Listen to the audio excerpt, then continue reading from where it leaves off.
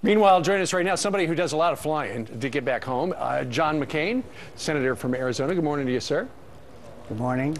Hey, we know those wildfires in your state are really awful right now, and they've torched thousands and thousands of acres. You, though, are, in the meantime, taking some heat from some critics after you said that you thought that illegals and drug smugglers likely started some of the fires, and now your critics are saying, okay, Senator, prove it.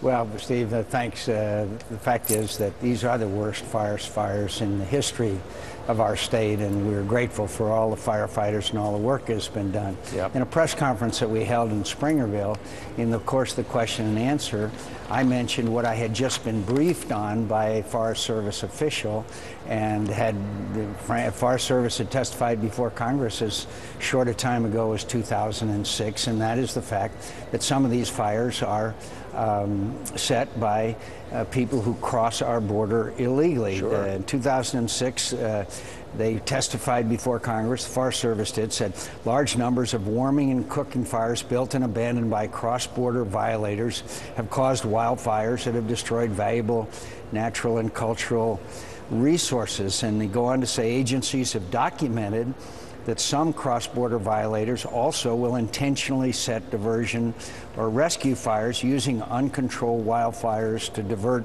law enforcement from their illegal activities. That's a testimony before Congress. That's right. What I was briefed on the day up there in Springerville, and there is a monument fire that just took place while the forest was closed, so anyone who was there illegally. So frankly, I am puzzled by the controversy. I mean, it's well known. I did not say that the wildfire was caused by people who crossed illegally. I just said some of these fires, and that's been amply documented. Right. So I still am not clear what this is all about, except for activists who somehow want everybody to believe that our border is secured, which it is not. And there's a congressman from your state who said every misfortune is blamed on undocumented immigrants.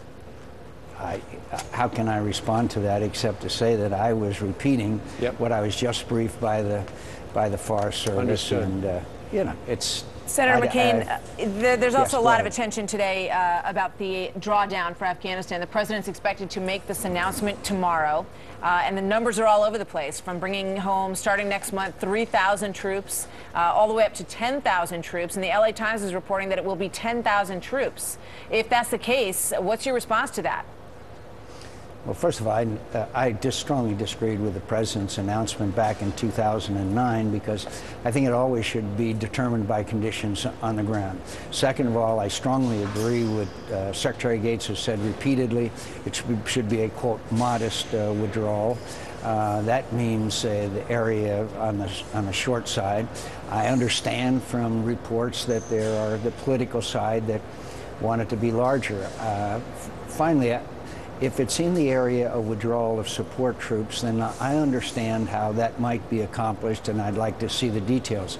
If it draws down people from the surge, that would be withdrawing people before our job is finished, particularly in the eastern side of Afghanistan.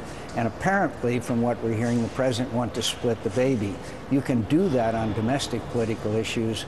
It doesn't work in national security issues. That was, in fact, what he did with the surge, right?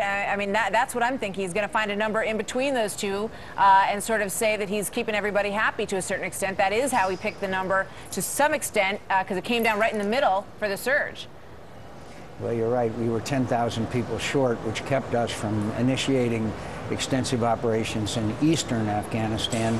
We concentrated on southern Afghanistan, and General Petraeus will tell you we've enjoyed great successes. We have a lot of problems in Afghanistan, but the surge has worked in southern Afghanistan, and it can in the eastern part. Yeah, and we hear there are success there, but you go there more than most people.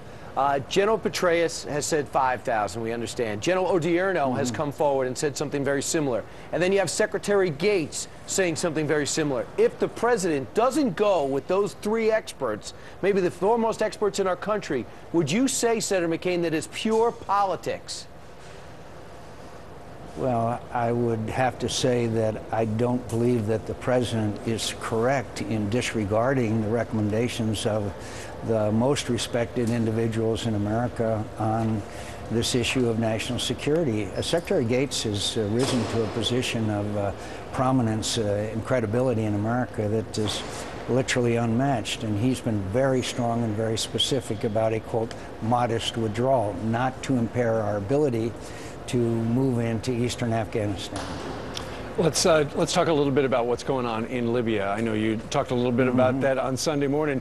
Now it looks like your counterparts over in the House of Representatives might vote on a bill to limit financing for what's going on in Libya, perhaps later on this week. What do you think about that? Well, I think it would be a mistake, but let me say also, I understand their frustration.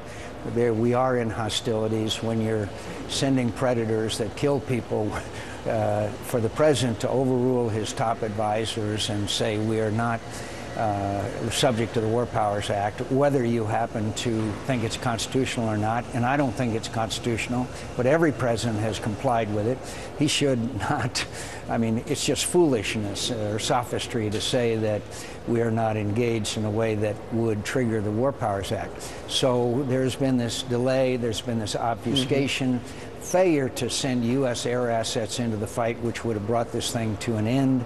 The frustration is understandable on the House side, and of course it encourages Gaddafi to stay on. I believe he's going, and I'm very positive that he is going, but this process has been far, far drawn out because the President of the United States did not want to commit our assets into the fight, air assets, and we could have brought it to a conclusion a long time ago.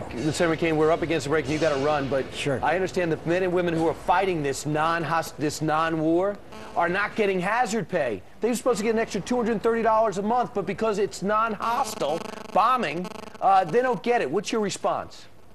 My response is they can't make it up. We just heard that news yesterday. We're making inquiries. It's obviously not fair.